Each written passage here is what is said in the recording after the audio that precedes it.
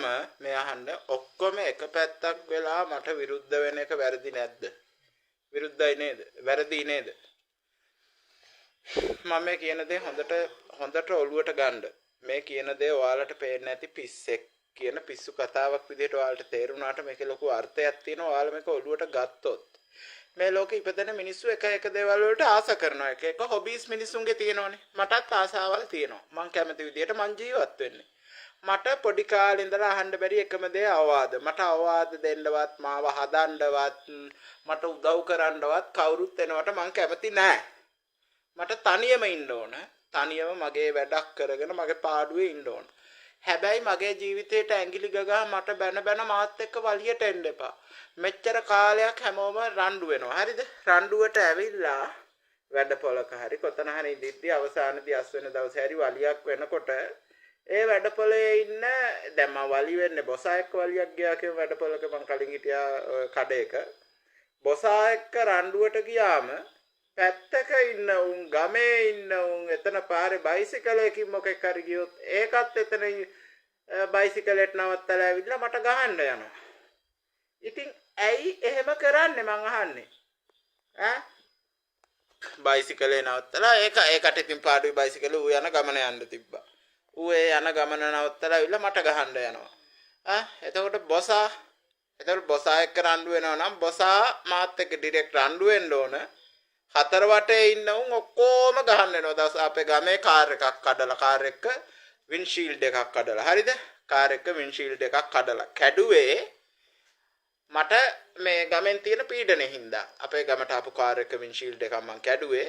ඊට පස්සේ ගමේ මිනිස්සු ඔක්කොම මට වෙලා ගහද්දි ගමේ ඉන්න අමනයෝ හතර වටේ ඉන්න ඔක්කොම ඇවිල්ලා මගේ කනට ගහනවා. ඉතින් කැඩුවේ කාගේවත් කාර් එකක් අමාරුව තියෙන හතර වටේ උන්ට. ඒ කියන්නේ චණ්ඩි වෙන්න, පොරවල් වෙන්න හදන්නේ. ඒ කියන්නේ මං කරපු මොකද්ද මට ඕන ජීවිතයයි නැත්තේ.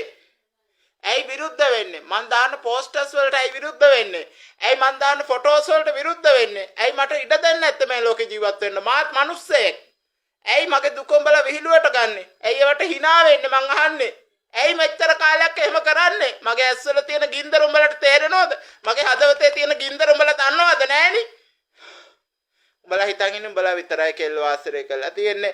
සපුමල් ප්‍රොඩක්ෂන් එකේ කට්ටිය කීවා මෙන්න මෙහෙම කතාවක් දවසක් එහෙ අර මේ මැෂින් එහෙම තියෙන කාමරේ තියෙන්නේ. ඔය කාමරේට ගිය වෙලාවේ උන් මට කියපු කතාවක් තමයි උන් කීවා අර හොස්ටල් වල වගේ අර මේ බොයිස් ස්කූල් වල හිටිය උන් කවදාවත් ගෙල්ව ආශ්‍රය කළා නැහැ වගේ තමයි ධනාටත් කිව්වා. අනේ මේ මම පුංචි කාලේ ආශ්‍රය කළා තියෙනවා දිල්කි. එතකොට අපේ ගෙවල් ළඟ එයාට ශානිකා කියලා කිව්වා, දිල්කි කියලා කිව්වා. ඒකී මාත් එක්ක පොඩි කාලේ එකට කැන්දේ ඉඳලා නිදාගත්තා. අපි එකට සෙල්ලම් කරා, එකට කොම්පිට්ටු හැදුවා. පොඩි කාලේ ඉඳලා මේ වෙනකන් එක තැන් වල එක කෙල්ලෝ හම්බ වෙලක් තියෙනවා, කතා කරලත් තියෙනවා.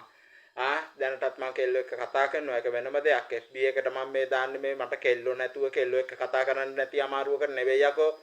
උඹලටත් විනෝදයක් කියන්නේ මියුසික් එකක්, කලාවක් එක. කෙල්ලෙක් කියන්නේ ලස්සනට ඇඳම ඒ කෙල්ලත් කලාවක්. ඒ කෙල්ල ලස්සනට පේනකොට ඒක කලාවක්. උඹලට ඒ දේවල් ලැජ්ජයි. උඹලා ඒ දේවල් ප්‍රදර්ශනය කරන්න ලැජ්ජයි. උඹලා හින්දි සින්දුවක් බලන්න ලැජ්ජයි. හින්දි සින්දුවක් බැලුවොත් උඹලා හිතනවා ඕක කුණු හarpයක් කියලා. එතකොට හින්දි සින්දුවක ගර්ල් කෙනෙක් කොටට ඇඳගෙන නටනකොට උඹලට පේන්නේ එක කුණු හarpයක් විදියට. අමුතු සදාචාරයක්, අමුතු මේකක් ඇවිල්ලා තියෙන අමුතු ඔළුවක් උඹලට තියෙන. උඹලගේ ඔළුව හදන්න බෑ. ඒ කියන්නේ උඹලා පන්සලේ හාමුදුරුවන්ගේ පැත්තනේ ගන්නෙ. පන්සලේ හාමුදුරුවා කියන එක දෙන දේවල් උඹලා ඔළුවට ගන්නවා.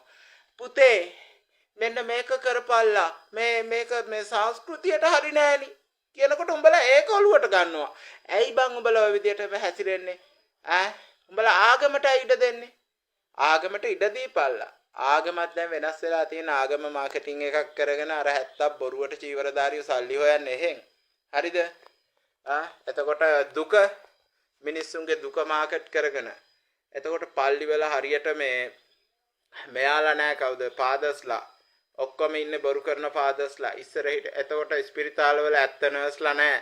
නර්ස්ලා ඔක්කොම හරියට හෙදියක් නම් ගරුත්වයෙන් ආදරෙන් මේ රෝගීන්ට සලකන්න ඕන. අවංක හෙදියෝ නැහැ. අවංක පොලිස් නිලධාරියෝ අවංකව සේව ඉෂ්ට කරන්නේ අධාර්මික රටක් වෙලා තියෙන්නේ මේක. මිනිස්සුන්ට කිසිම දෙයක් තේරෙන්නේ නැහැ. දුක කියන එක තේරෙන්නේ නැහැ. මං ටවුන් වල අතරමං වෙලා මට ගෙදර එන්න සල්ලි ඉල්ලුවම සමහරු පුකට පයින් ගගහ කුණුහරුපෙන් බැන මගේ අසරණකම විහිළුවකට අරන් මට ගහන්න ආවා. ඇයි මට එහෙම අසරණකම් කරන්නේ බං? මම උඹලගෙන් බලාපොරොත්තු වෙලා නෙවෙයි. මම මගේ සල්ලි වලින් මගේ හයියෙන් කරන්නේ. මගේ සල්ලි වලින් මට ඕන දෙයක් කරන්න පුළුවන්. මම ගත්ත ෆෝන් එක මේ ෆෝන් එක අද කීයක් ගත්ත කරනවා. ගොඩක් ඉස්සර ගත්ත ෆෝන් එකක්. මගේ ෆෝන් එකෙන් මට ඕන වීඩියෝ එකක් කරන්න පුළුවන්. මට FB යන්න පුළුවන්. මට ඕන ෆොටෝ එකක් දාන්න අයිතියක් තියෙනවා. එක එකාට එහෙම බනින්න අයිතියක් නැහැ. අනිවාර්යෙන් ඔය බනින උඹලට නම් හොඳක් නම් වෙන්නේ නැහැ. අර එක ගෑණියෙක්ගේ කකුලකට කොටයක් පෙරළුණා මට හිරිහැර කරපු ගෑණියෙක්ගේ අපේ ගමේ. ඒ වගේම මට අසාධාරණ කරන හැම එකාට මොනවා හරි වෙලා තියෙනවා. මම මේ කියන ඇත්ත කතාවක්. උඹලටත් ඒ වගේ පටිසම්පල දෙක්ක යන වාහනේ හැප්පිලා හරි උඹලා මැරෙයි. ඒ තරම් උඹලා දරුණුයි. හාස්කම් තියනවා මගේ. උඹලට අනිවාර්යෙන් පළ දෙනවා විපාක පළ දෙනවා කියන එකත් උඹලා විශ්වාස කරන්නේ නැහැ. උඹලා ඉන්නේ ආටිෆිෂල් ඉන්ටෙලිජන්ස් ලෝකයක. ඒ කියන්නේ උඹලා AI වගේ නිකන් අර මේ අපල විශ්වාස කරන්නේ නැහැ. අහසේ ඉර දැක්කම උඹලා හිතන්නේ ඒක එලියක් විතරයි කියලා. නැත්තම් රස්නයක් හීට් එකක්. උඹලා විද්‍යාවෙන් හිතන්නේ. මම හිතන්නේ විපාක පළ දෙන ලෝකයක මං ඒවා තේරුම් අරන් ජීවත් වෙන. කියන්නේ දෙවියෝ කියලා කෙනෙක් ඉන්නවා. මේ ලෝකේ ශක්තියක් තියෙනවා. විශ්ව ශක්තිය කියලා දෙයක් තියෙනවා. අහසේ ඉරට වැන්දොත් උඹලා හිතන්නේ මම මෝඩෙක් කියලා. ජ්‍යොතිෂය උඹලා විශ්වාස කරන්නේ නැහැ. උඹලා හිතන්නේ ඒක මෝඩකමක් කියලා. උඹලා ඔය බනලා නිඳා කරන්නේ කාටද කියලා උඹලා දන්නේ නැහැ. මම මෙච්චර කාලයක් ඒක උඹලට කිව්වේ නැහැ. අනිවාර්යෙන් කවදා හරි උඹලට විපාක පළ දෙන දවසට පුතේ එදාට උඹලට තේරෙයි කාටද උඹලා බැන්නේ කියලා. කාටද බැනලා කට වරද්දාගත්ත කියලා මට තේරෙයි. මට නෙවෙයි මං වගේ මට විතරක් නෙවෙයි මේ ලෝකේ කාට වුණත් මොන මිනිහට වුණත් මේ ලංකාවේ ඔහොම බැනිනවා නම් ඔක්කොම එකතු වෙලා ඔක්කොම එක පැත්තක් වෙලා තනි මට මෙහෙම පීඩනයක් දෙද්දි මං කොහොම දරා ගන්නද? ඇයි මගේ දුකට hina වෙන්නේ? හිතක් පපුවක් නැති උඹලා වාසියේ හිතන්නේ අනිත් පැත්තෙන්ද? උඹලා දිනුමත්ද මේ බලාපොරොත්තු වෙන්නේ? මට නම් කවුරු නැති වුණත් කමන්නේ මං කියන්නේ මේ ලෝකේ විශ්ව ශක්තියක් තියෙනවා. පිරිසක් මට බනිනවා. මට උඹට පුළුවන් කියලා පිරිසක් කතා කරනකොට තව පිරිසක් උඹට පුළුවන් රෙද්ද කියනවා. ඔය කියන හැම වචනයකට උඹලගේ පඬිතකම් වලට දුෂ්ටකම් වලට බදුල්ලේ බන්ධනාගාරේ සුගත් මහත්තයා මට හරියට ගැහුවා. මං ඇත්ත කතා කරනකොට කෙලින් කතා කරද්දී උඹලට ඉවසන්න බෑ. මං ආස විදියට බං ජීවත් වෙන්නේ මට ඕන විදියට. මෙච්චර කාලයක් මගේ අයිතිය කතා කරද්දී පොලිස්කාරයෝ බැටන් පොල් උස්සගෙන මට ගැහුවා. ඇයි දෙයියනේ ඇයි අම්මේ මට බැලු. ඇයි මේ කාලකන්ණි හැත්ත ඔක්කොම මේ අහන්න ඔක්කොම එක පැත්තක් වෙලා මට විරුද්ධ වෙන එක වැරදි නැද්ද? විරුද්ධයි නේද? වැරදි නේද? මම මේ කියන දේ හොඳට ඔළුවට ගන්න. මේ කියන දේ ඔයාලට පේන්නේ නැති පිස්සෙක් කියන පිස්සු කතාවක් විදිහට ඔයාලට තේරුණාට මේකේ ලොකු අර්ථයක් තියෙනවා. ඔයාලා මේක ඔළුවට ගත්තොත් මේ ලෝකෙ ඉපදෙන මිනිස්සු එක දේවල් වලට ආස කරනවා. එක හොබීස් මිනිස්සුන්ගේ තියෙනවනේ. මටත් ආසාවල් තියෙනවා. මං කැමති විදිහට මං ජීවත් වෙන්නේ. මට පොඩි කාලේ ඉඳලා අහන්න බැරි එකම දේ අවවාද. මට අවවාද දෙන්නවත් මාව හදන්නවත් මට උදව් කරන්නවත් කවුරුත් එනවට මං කැමති නෑ. මට තනියම ඉන්න ඕන. තනියම මගේ වැඩක් කරගෙන මගේ පාඩුවේ ඉන්න ඕන. හැබැයි මගේ ජීවිතේට ඇඟිලි ගගා මට බැන මාත් එක්ක වලියට එන්න එපා. මෙච්චර කාලයක් හැමෝම රණ්ඩු වෙනවා. හරිද? රණ්ඩුවට ඇවිල්ලා වැඩ පොලක හරි කොතන හරි ඉඳිද්දි අවසානයේදී අස් වෙන දවසේ හරි වලියක් වෙනකොට ඒ වැඩපොලේ ඉන්න දැන් මම වලි වෙන්නේ බොසා එක්ක වලියක් ගියා කියන වැඩපොලක මම කලින් හිටියා කඩේක. බොසා එක්ක රණ්ඩුවට ගියාම පැත්තක ඉන්න උන් ගමේ ඉන්න උන් එතන පාරේ බයිසිකලයකින් මොකෙක් හරි ගියොත් ඒකත් එතන බයිසිකලෙට නවත්තලා ඇවිල්ලා මට ගහන්න යනවා.